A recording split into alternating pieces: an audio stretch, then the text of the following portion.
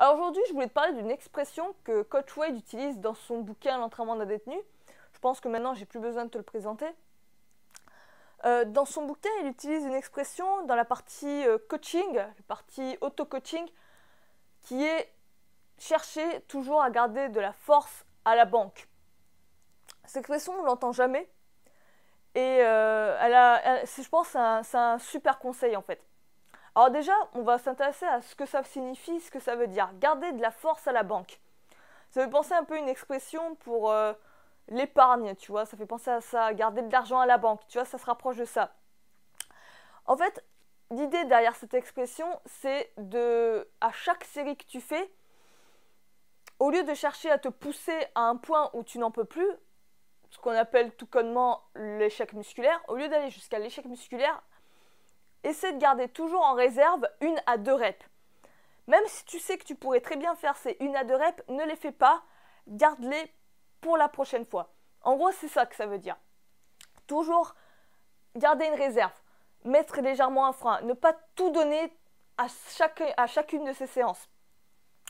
C'est un conseil extrêmement intéressant et on va dire qu'il est un peu à l'encontre de la notion d'échec musculaire où là, ce que tu vas chercher à faire, c'est justement te pousser à un point où tu ne peux plus rien faire, où tu es obligé de t'écrouler tout simplement parce que tes muscles abandonnent en fait. Ils ont eu leur dose, ils ne peuvent plus rien faire. C'est vraiment, on va dire, la notion contraire à l'échec musculaire. Alors, on va voir un peu ses avantages et ses inconvénients. Bon, je ne sais pas si on peut dire qu'il y a vraiment des inconvénients, mais on va voir un peu les deux points. Donc, déjà, les avantages. Les avantages, le premier, c'est que clairement, je pense que c'est vraiment un conseil à utiliser si tu travailles la force. D'ailleurs, ce conseil est aussi repris par Pavel Tsatsouline, qui lui est vraiment anti-fatigue musculaire, enfin fatigue musculaire, pas fatigue musculaire, attention, anti-congestion et échec musculaire. Où il considère, ok, tu veux de la fatigue musculaire, mais cherche pas forcément la congestion. La congestion ne veut pas forcément dire que tu vas construire du muscle. C'est plus pour lui une accumulation d'acide lactique et ça n'engage en aucun cas vraiment une garantie de construction musculaire. Je reviendrai, je pense, là-dessus aussi sur l'idée de Pavel pour entrer vraiment dans le détail. Donc, l'idée avec ça, c'est d'éviter d'être dans la fatigue musculaire jusqu'à l'échec musculaire. Tu rentreras dans la phase fatigue musculaire, mais tu n'iras pas jusqu'à l'échec musculaire. D'ailleurs, c'est ça, tu peux être dans la fatigue musculaire sans être dans l'échec musculaire. C'est ça qui est intéressant. Un avantage que j'apprécie beaucoup avec cette méthode-là, c'est qu'en fait, elle t'empêche à dégrader tes répétitions jusqu'à, on va dire, les dernières répétitions. Souvent, tu sais, quand tu fais une série, tes dernières répétitions, elles sont complètement dégueulasses. Tu tournes du cul, t'as un côté qui va plus porter que l'autre, c'est vraiment complètement négligé. Et on peut se poser la question, est-ce que ces répétitions crades, où il n'y a vraiment plus de tension musculaire, faut se le dire, c'est vraiment plus, on va dire, les muscles, en guillemets, les plus forts qui n'ont pas encore capitulé, qui continuent de travailler, est-ce que ces répétitions, continuent à être efficaces et continuent à te faire travailler de manière vraiment productive?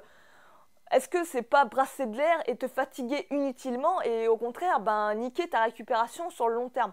Tu vois, on peut se poser cette question-là. C'est intéressant justement de s'arrêter avant d'avoir une forme qui se décline aussi. Il y avait une notion là qui me vient à l'esprit, c'était souvent on te calcule les répétitions maximales. La répétition maximale, c'est ce que tu peux porter en une répétition avec le poids maximal. Et il y avait une notion que j'avais vue sur un article qui était la répétition maximale, mais avec la propreté technique. Je ne sais plus le nom de ça. Ça peut être intéressant, faire l'objet d'une vidéo là-dessus. Et ça, ce concept m'avait beaucoup plu. Considérer tes répétitions maximales non pas par la quantité, mais par la qualité de tes reps. Dès que tes reps se détériorent techniquement, ne plus les compter, ne plus considérer que ce sont des reps et t'arrêter là. Ne pas aller jusqu'au burn-out, en guillemets quoi. Et ça, ce concept m'avait beaucoup plu. Donc, l'avantage principal, c'est bien sûr éviter la fatigue, l'épuisement vraiment du système nerveux. C'est pour ça que Pavel le prône, c'est vraiment éviter de s'épuiser nerveusement et donc du coup devoir, par conséquence, par ricochet, par effet de ricochet, te récupérer plus longtemps. Parce que si tu continues à faire tout le temps de l'échec musculaire à chaque séance, faire que ça, à un moment donné, ton système nerveux, il va pas tenir le coup. Et tu auras un moment, tu stagneras, tu n'arriveras plus à faire de progrès, ça va plus te décourager qu'autre chose. En plus de ça, tu risques peut-être même de te faire des blessures. Donc, l'échec musculaire est intéressant, mais pas à chaque séance, pas tout le temps. Sur une période, un cycle, ça peut être bien, mais pas à chaque séance tout le temps. Pas en faire non plus une routine. J'apprécie plus faire cette méthode-là où tu gardes en fait des répétitions sous la ceinture et tu donnes pas tout à fond. Donc ça permet vraiment d'éviter un burn-out du système nerveux. C'est vraiment l'avantage principal qu'on peut vraiment allouer à cette méthode. Donc clairement, c'est le conseil ultime pour travailler la force. C'est vraiment un excellent conseil. Je dirais pas que c'est vraiment judicieux de travailler la force en échec musculaire. C'est le meilleur moyen de se blesser. Surtout quand on sait que quand on travaille la force, on est vraiment sur des figures ou des charges extrêmement lourdes qui mettent extrêmement de résistance sur les articulations, sur les tendons. Tu vas à l'échec musculaire, tu n'as plus de tension, tu as tout le poids qui va reposer sur tes articulations. C'est le meilleur moyen de se niquer et se flinguer les articulations, c'est clair. Donc, c'est vraiment un excellent conseil pour la force. Mais je pense aussi que c'est un bon conseil pour travailler l'hypertrophie musculaire. Tu peux travailler l'hypertrophie musculaire sans avoir besoin tout le temps d'être dans l'échec musculaire. Après, on va voir en fait que l'échec musculaire va être bien aussi. Enfin, j'aime bien travailler aussi avec l'échec musculaire.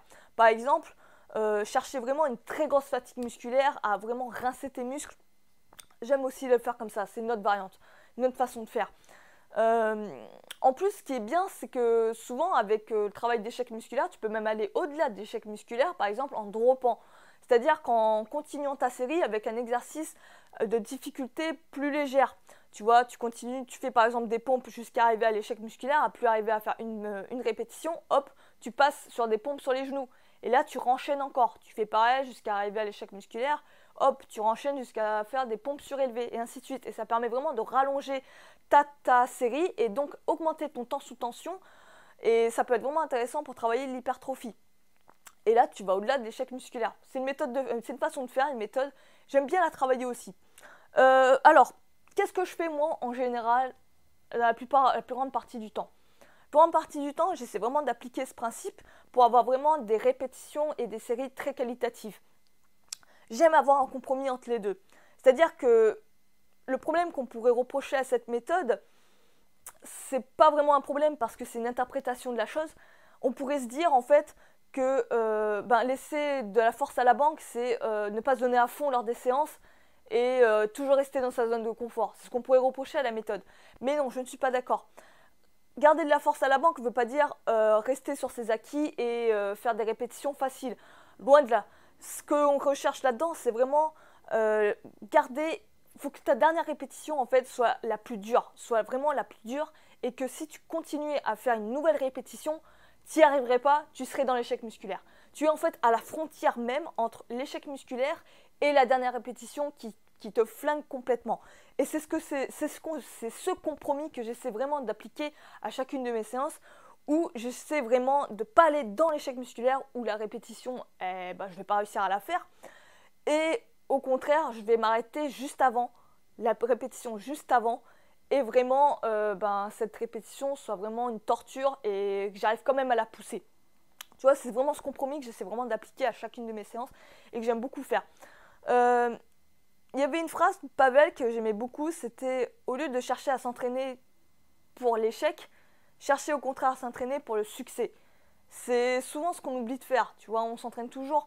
Là, la méthode de l'échec musculaire, c'est de s'entraîner à perdre presque, c'est à louper, jusqu'à louper sa série, enfin sa répétition. Alors que s'entraîner pour le succès, c'est s'arrêter juste avant, juste la frontière. Connaître son corps, connaître ses ressentis et optimiser ça le plus possible. Donc, c'était mon avis un peu là-dessus.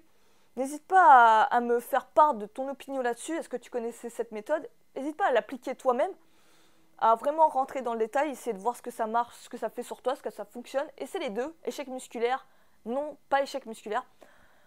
Garder la force à la banque, mais c'est vraiment un excellent conseil et je l'apprécie vraiment tout bonnement, quoi. J'ai rien d'autre à dire.